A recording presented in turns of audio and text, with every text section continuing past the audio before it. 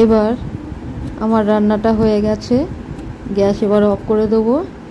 আমার খুব সিম্পল এই ঢ্যাঁড়সের এই রেসিপি একবার অবশ্যই করবেন, দেখবেন খেতে খুবই ভালো লাগে।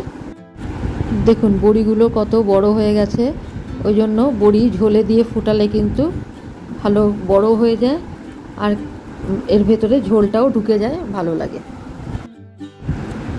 নমস্কার, আসান কুক ট্যুরে আপনাদের স্বাগত।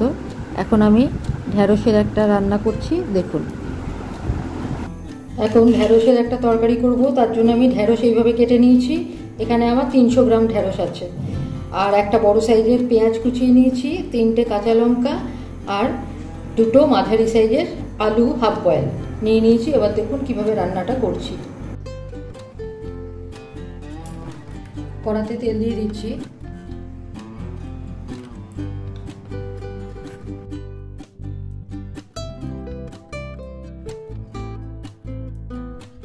তেল গরম হয়ে গেছে,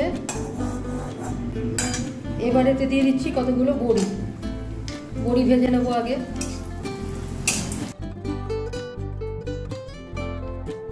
লাল করে ভেজে তুলে নেব।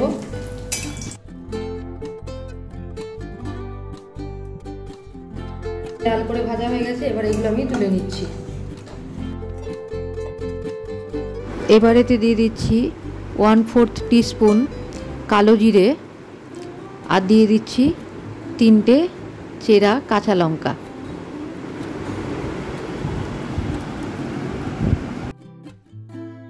একটু নুন দিয়ে দিচ্ছি যাতে না ছেটে। তেলের মধ্যে খুন্তিটাকেও দিয়ে দিচ্ছি, তাহলেও কিন্তু তেল ছেটে না, এটাও একটা টিপস। এবারেতে দিয়ে দিচ্ছি ঢ্যাঁড়স।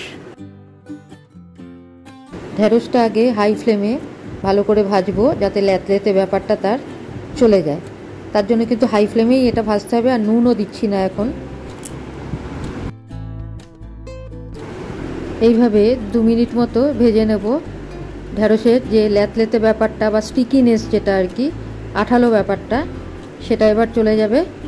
মোটামুটি আমার ভাজা হয়ে আসছে আর কি। এবার এগুলোকে আমি ভাজা হয়ে গেলে ঢ্যাঁড়সটাকে কিন্তু আমি তুলে নেব, তারপরে আবার কড়াতে অন্য জিনিস দেব। ভাজা হয়ে গেছে, এবার এগুলোকে তুলে নেওয়ার জন্য আঁচটাকে আবার কমিয়ে দিলাম। কমিয়ে দিয়ে এবার আমি তুলে নিচ্ছি।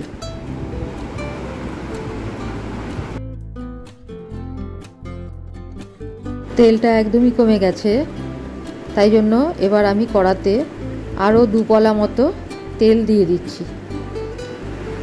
1 পলা, 2 পলা, তার মানে হচ্ছে 2 চামচ। 2 চামচ মতো তেল দিয়ে দিচ্ছি। তেল গরম হোক, তারপর আবার রান্না শুরু করব। তেল গরম হয়ে গেছে, এবার এতে দিয়ে দিচ্ছি আলু আর পেঁয়াজ কুচি। পেঁয়াজ কুচি আগে দিলাম, এবার আলুটাও দিয়ে দিচ্ছি। এবার এগুলো ভেজে নেব, কিছুক্ষণ ভেজে নিচ্ছি। তারপরে এতে আরও জিনিস দিচ্ছি। এবার দিচ্ছি আন্দাজ মতো হলুদ। আঁচ বাড়িয়েই এগুলো ভেজে নিচ্ছি। ভাজা এগুলো হয়ে গেছে, এর মধ্যে এবার ঢ্যাঁড়স ভাজাগুলো দিয়ে দিলাম। এই সবগুলো সবজিকে একসাথে একটু মিশিয়ে নেব, নেড়ে নেব। সবগুলো একসাথে একটু ভাজবো আবার। এবার এতে দিয়ে দিচ্ছি একটা মাঝারি সাইজের টমেটোর 1/4 অংশ। এর চেয়ে বেশি দিচ্ছি না, তাহলে টক হয়ে যাবে বেশি। কেউ ইচ্ছা করলে নিজের স্বাদ মতো আরও বেশি টমেটো দিতে পারেন। 1 মিনিট মতো টমেটোটা ভাজলাম। টমেটো ভাজা হয়ে গেছে, নরম হয়ে গেছে, ছালটাও দেখুন বেরিয়ে এসছে একটু। তো আমার টমেটো ভাজা হয়ে গেছে, একসাথে সব ভালো মতো কষানো হয়ে গেছে। এবার এতে দিয়ে দেবো আমি জল। দিয়ে দিচ্ছি জল।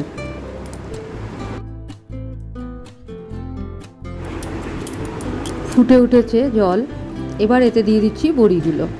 বড়িগুলো কিন্তু সিদ্ধ করতে হবে জলে দিয়ে, তাহলেই টেস্ট ভালো আসবে। অনেকে অন্যরকমভাবেও সিদ্ধ করেন আর কি, কিন্তু এইভাবে দিলে পরে বেশি ভালো টেস্ট আসে। এবার এতে আমি দিয়ে দিচ্ছি সরষে বাটা।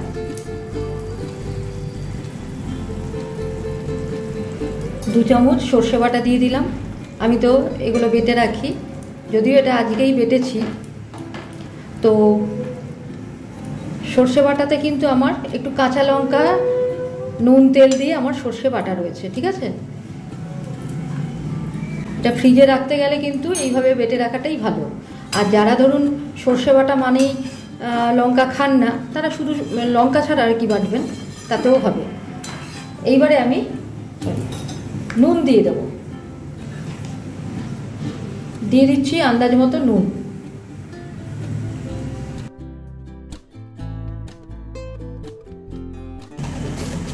এবার এটা আমি ঢেকে দেবো।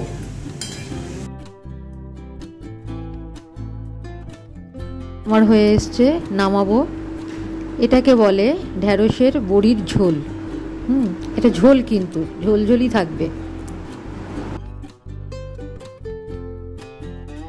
বড়িগুলো কত বড় সাইজের হয়ে গেছে। হ্যাঁ, আমার ঢ্যাঁড়সের বড়ির ঝোল রেডি টু সার্ভ। প্লেটিং করে দেখাচ্ছি। গ্যাস বন্ধ করে দিলাম। সিম্পল রান্না। আমার ঢ্যাঁড়সের বড়ির ঝোল রেডি টু সার্ভ। করে দেখবেন, ভীষণ টেস্টি হয় আর ঝামেলা কম। তো আজকের মতো এখানে রাখছি। ভালো থাকবেন, ধন্যবাদ। ঢ্যাঁড়স এইভাবে রান্না করে দেখবেন, কেমন লাগে কমেন্টে জানাবেন। তো আজকের মতো এখানে রাখছি। লাইক, শেয়ার, সাবস্ক্রাইব করতে ভুলবেন না। ভালো থাকবেন, ধন্যবাদ।